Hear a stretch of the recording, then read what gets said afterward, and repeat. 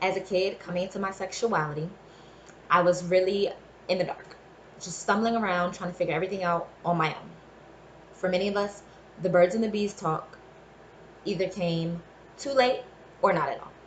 My goal is to alleviate some of the stress that some parents and guardians may feel about said talks, as well as remind us all about how important these talks can be.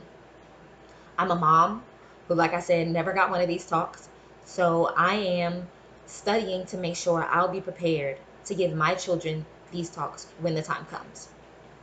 First, I would like to discuss why having these talks is so important. Then we'll go over some studies about how the effects of sexual education is doing on our youth. And then after that, I'll just go over some easy tips for parents and guardians about how to start these talks. As I stated before, many of us never really had these talks. So we never really got sat down and got in depth, in details about sex.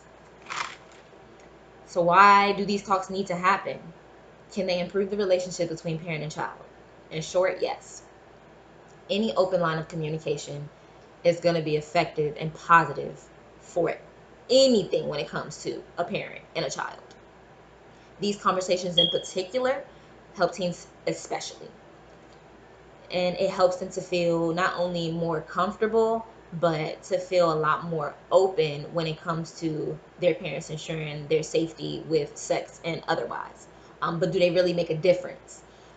According to a fact sheet released by the CDC titled Talking with Your Teens About Sex, Going Beyond the Talk, in a national survey conducted by the National Campaign to Prevent Teen and Unplanned Pregnancy, teens report that their parents have the greatest influence over the decisions about sex. This same source also tells us that studies have shown that teens who report talking with their parents about sex are more than likely to have sex, use condoms when they do have sex. So far, these talks are already definitely seeming extremely important and possibly making a difference, right? The effects of sexual education on our youth. Is it really helping?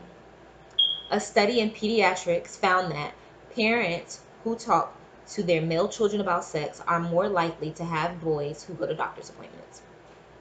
It's all about setting a good example.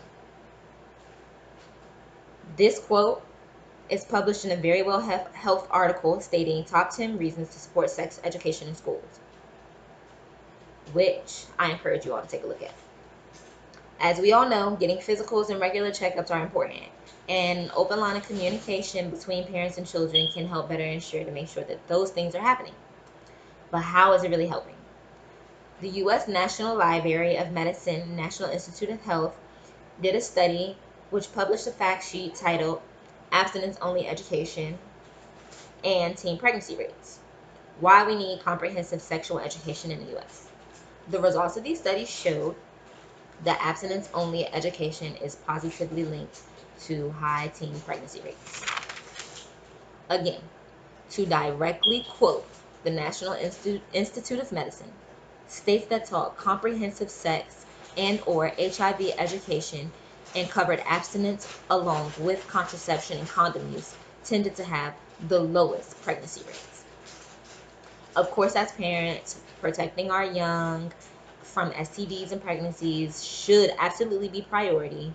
So how do we start these conversations? Actually having these talks. When to have these talks. Starting these talks with your kids should honestly be like early off in life. Like once they start discovering body parts and wanting to know things, that's when you need to be having these talks. Definitely need to be telling them the correct anatomical names for their body parts and just discussing with them how no means no, and just really go in depth. You don't have to go in depth when they're young, but you want to absolutely start when they're young. You don't want to wait until their high school age to start to tell them about safe sex, HIV and AIDS, and pregnancy rates and things of that nature, because by that time a lot of children have already experimented. But how do we have these talks? As parents, we want to make sure we're not coming off judgmental. We want to give accurate, non-biased information. Most of all, we want to try not to get antsy and seem uncomfortable and upset or uneasy, because that can cause a child to shut down. So, with the studies placed before you, it's clear that discussions about the birds and the bees can absolutely be effective. As parents, it's our job to start these conversations and to keep communication open and honest.